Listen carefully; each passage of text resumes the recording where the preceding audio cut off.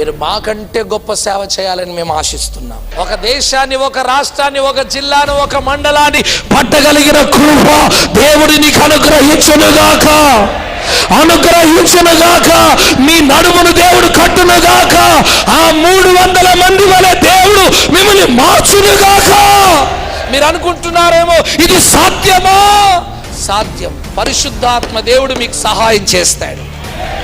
ప్రభు వారు వాక్యాన్ని చెప్తున్నారు. ఆయన జరిగిన సంగతులన్నీ జ్ఞాపకం చేస్తుంటే అప్పుడు వాళ్ళు అంటున్నారు, వారు హృదయాల్లో ఆ మాటలు మండుతూ ఉన్నాయటండి. అంటే మంట ఎక్కడో లేదు, నీలోనే ఆ మంట ఉంది. ఆ మంటను కానీ బయటకు తీసుకురాగలిగితే అదే శిష్యులు, ఆ 2 శిష్యులు అనేక మందిని రగిలించి అగ్ని జ్వాలగా దేవుడు మార్చేశాడు. జ్ఞానమంతా తీసుకొచ్చి ఒక పక్కన పెట్టి రెండో పక్కన కృపను పెడితే తేలిపోతుంది.